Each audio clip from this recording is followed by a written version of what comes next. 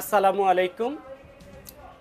তো বিয়ে করতে যাবেন, বিয়ে করতে গেলে আপনার বয়স কত হতে হবে এবং কোন কোন শর্ত মানলে আপনি বাংলাদেশে একটা বৈধভাবে বিয়ে করতে পারবেন। বর্তমানে আমাদের তরুণ প্রজন্ম অনেক কিশোর কিশোরী এবং যুবক যুবতী তারা দেখা যায় যে আমাদের কাছে বিভিন্ন সময় বিভিন্ন সমস্যা থাকার পরও আমাদের কাছে আসে যে তারা বিয়ে করতে চাচ্ছেন, সেটা কিভাবে করবেন।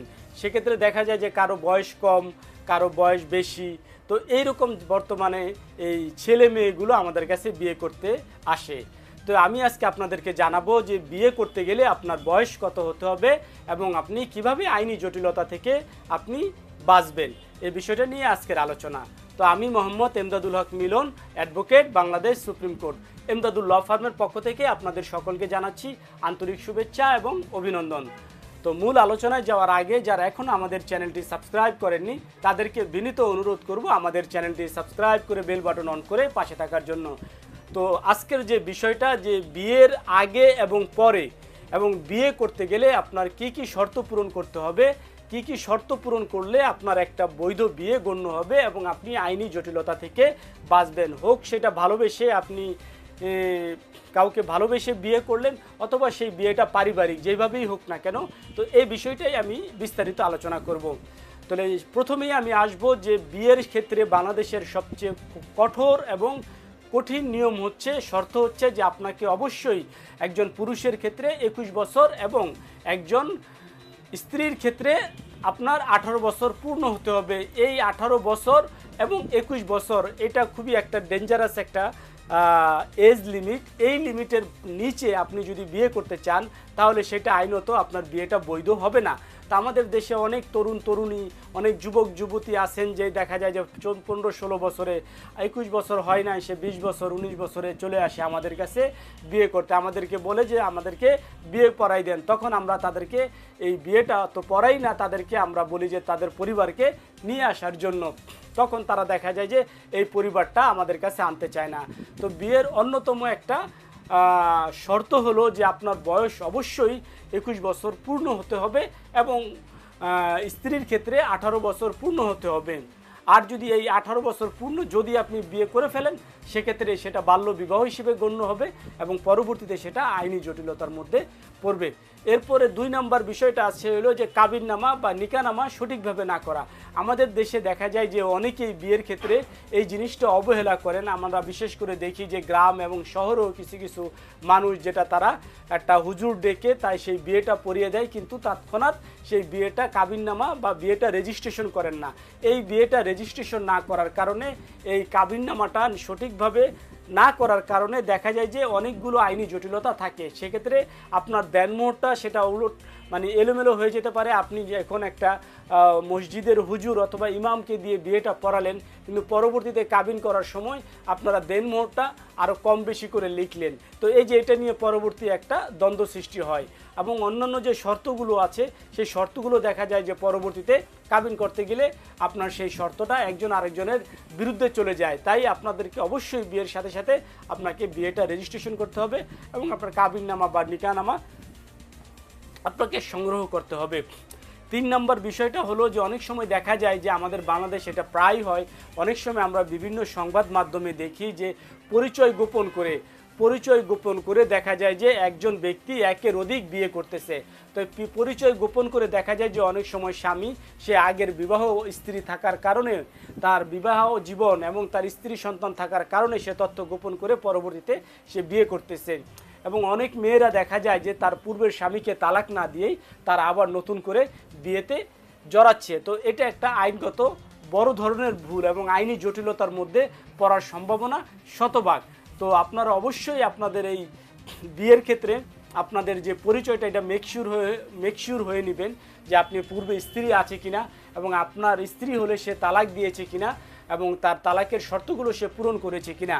তারপরে আরেকটা বিষয় আছে, সেটা হলো বিয়ের সময় যে দেনমোহর নির্ধারণ নিয়ে একটা সমস্যা সৃষ্টি হয়। অনেক ক্ষেত্রে দেখা যায় যে আমরা এটা প্রায় দেখি, যখন আমরা কোনো বিয়ের অনুষ্ঠানে উপস্থিত হই সেখানে দেখা যায় যে উভয় পক্ষের মধ্যে তর্ক বিতর্ক, একসময় এটা নিয়ে অনেক হাতাহাতি পর্যায়ে চলে যায়। যে কনে পক্ষে বলে যে দেনমোহর হবে 10 লাখ, কিন্তু বর পক্ষে দেখা যায় বলতেছে দেনমোহর হবে 2 লক্ষ টাকা। তো এই যে এই অসামঞ্জস্য দেনমোহর নিয়ে অনেক সময় দেখা যায় যে একটা খুব খারাপ পরিবেশ সৃষ্টি হয় যখন এই বিয়েটা রেজিস্ট্রেশন হয়। তো দেনমোহরটা অবশ্যই আপনারা বিয়ের আগে সুন্দর করে উভয় পক্ষ গার্ডিয়ান বসে দেনমোহরেরটা নির্ধারণ করে নেবেন। না হলে কি হবে, পরবর্তীতে এই দেনমোহর নিয়ে অনেক ধরনের জটিলতা সৃষ্টি হবে। তারপরে হলো এগুলো হচ্ছে আপনার অন্যতম। তারপরে আরও কিছু আমরা আপনাদেরকে বলবো, যেগুলো হলো যে বিয়ের পরে যে সমস্ত জটিলতাগুলো হতে পারে। সেটা হলো যে বিয়ের পরে দেখা যায় যে খুব সুন্দর আপনারা বিয়ে করলেন, বিয়ে করার ভিতরে প্রথম যে সমস্যাটা সৃষ্টি হতে পারে যে দাম্পত্য কলহ। দাম্পত্য কলহ বলতে বোঝায় যে দেখা যায় যে একই ঘরের নিচে কয়েক মাস থাকার কারণে আপনারা বুঝতে পারলেন একজন আরেকজনের মতের সাথে আর মিল হচ্ছে না। পরবর্তীতে এই মতের মিল না থাকার কারণে কনে পক্ষ বরের পক্ষের প্রতি এবং অথবা দেখা যায় যে বর পক্ষ কনে পক্ষের প্রতি নানান বিষয়ে হস্তক্ষেপ করে। এই হস্তক্ষেপের কারণে এই বিয়েটা আরও জটিল হয়ে যায়। তারপরে আবার আরেকটা বিষয় আছে যে বিয়ে করার পরে যে দেনমোহরটা পরিশোধ করতে হয়। অনেক সময় দেখা যায় যে আমাদের বাংলাদেশের প্রেক্ষাপটে বেশিরভাগ বিয়েতেই দেখা যায় যে অনেক টাকা দেনমোহর হওয়ার কারণে স্বামী সাধারণত সেই টাকাটা পরিশোধ করতে পারে না, অথবা তার ক্ষেত্রে পরিশোধ করতে অনেক কষ্ট হয়ে যায়। এবং অনেক সময় দেখা যায় যে তার এই টাকাটা একত্রে পরিশোধ করা সম্ভব হয় না। সেক্ষেত্রে একটা অনেক বড় ধরনের জটিলতা সৃষ্টি হয়। অনেক সময় দেখা যায় যে স্ত্রী সাধারণত এই দেনমোহরের জন্য আদালতে পর্যন্ত সে চলে যায়।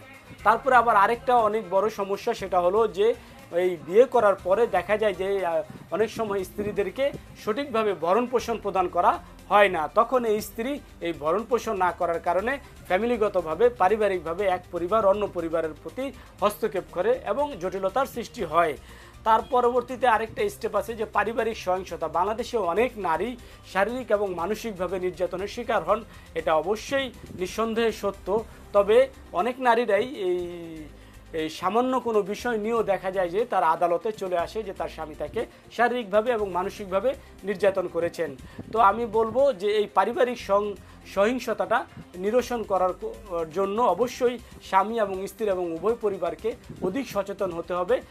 একজন আরেকজনের প্রতি কখনো মিথ্যে মামলা আনয়ন করা যাবে না, কারণ এতে আপনার অর্থ, সময় এবং আপনার শ্রম তিনটাই আপনার বৃথা যেতে পারে।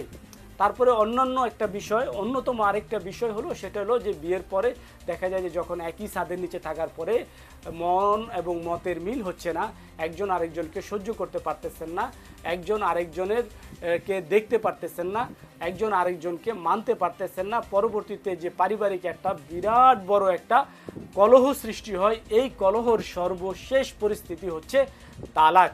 তালাকের সময় অনেক সমস্যা দেখা যায়। সেটা হলো সঠিক নিয়মে দেখা যায় যে নারীরা তালাক দেয় না, আবার সেই পুরুষরাও অনেক সময় দেখা যায় সঠিকভাবে তারা তালাক দেয় না। তালাকের নোটিশের ক্ষেত্রে তারা সঠিকভাবে পালন করে না, এবং সালিশি বৈঠকে যে সমস্ত নিয়মকানুন আছে সেগুলোও দেখা যায় অনেক সময় তারা পালন করে না। আবার আরও একটা বিষয় আছে, সেটা হলো যে যদি সন্তান থাকে, সন্তান এবং অভিভাবকত্ব নিয়ে একটা সমস্যার সৃষ্টি হয়। যখন তালাক হয়ে যায় তখন দেখা যায় যে স্বামী তার সন্তানদের ভরণ পোষণ দিতে চায় না, অথবা অনেক সময় আমরা দেখেছি যে স্ত্রীও তার সন্তানের ভরণ পোষণ নিতে চায় না। তো এইখানে একটা জটিলতা সৃষ্টি হয়ে যায়। তারপরে দ্বিতীয় বিবাহ, অনেক সময় দেখা যায় যে আমাদের দেশে মুসলিম আইন অনুযায়ী কিছু শর্ত সাপেক্ষে দ্বিতীয় বিবাহ যদিও আছে, কিন্তু এই শর্তগুলো দেখা যায় যে অনেকে মানেন না। না মানার কারণে তখন দেখা যায় যে এই বিয়ের পরে অনেক আইনি জটিলতা সৃষ্টি হয়। দ্বিতীয় বিয়ের ক্ষেত্রে অবশ্যই স্ত্রীর অনুমতি লাগবে, এবং অবশ্যই সেই অনুমতি সালিশি পরিষদেরও অনুমতি লাগবে। এই সমস্ত অনুমতি ছাড়া আপনি হুট করে আপনার স্ত্রীর সাথে ঝগড়া করার পরে অথবা কোনো কথা কাটাকাটির পর্যায়ে আপনি মাথা গরম করে হুট করে একটা বিয়ে করলে পরবর্তীতে আপনার সংসার জীবন এবং সবই দুর্বিষহ হয়ে যায়। তো আরও একটা বিষয় আছে যে সম্পত্তির উত্তরাধিকার। আমাদের বাংলাদেশে দেখা যায় যে স্ত্রী স্বামীর একটা অংশ আমাদের শরিয়া আইন অনুযায়ী সে পায়। তো এই যখন তালাক হয়ে যায় তখন কিন্তু এখানে একটা আইনি জটিলতা সৃষ্টি হয়। তো এই সমস্ত কারণেই আমাদের বাংলাদেশে বিয়েটা আপনার অবশ্যই বুঝে শুনে এবং জেনে আপনারা তার স্ত্রী স্বামীর যে অতীত আছে তার পরিবার সবাইকে যাচাই বাছাই করে এবং স্বামী স্ত্রীর ও বর্তমান এবং অতীত সম্পর্কে ভালোভাবে জেনে সামর্থ্য অনুযায়ী একটা দেনমোহর দিয়ে সম্মানের সাথে প্রতিটা বিয়ে করবে এবং আইন মেনে, আইন যেভাবে বলা আছে 18 বছর স্ত্রীর ক্ষেত্রে এবং কন্যার ক্ষেত্রে অবশ্যই 18 বছর এবং পুরুষের ক্ষেত্রে অবশ্যই 21 বছর পূর্ণ হতে হবে, এর নিচে আপনারা বিয়ে করবেন না, এটা আমার পক্ষ থেকে অনুরোধ রইল। তারপরেও যদি আপনাদের এই আইনি সম্পর্কে যদি আপনাদের আরও কোনো কিছু জানার প্রয়োজন থাকে অবশ্যই আমাদের কমেন্ট বক্সে আপনারা কমেন্ট করেন, আমরা আপনার কমেন্টের সঠিক উত্তর দিতে চেষ্টা করব। আজকের মতো এখানেই শেষ। সকলেই সুস্থ থাকবেন, ভালো থাকবেন। আল্লাহ হাফেজ।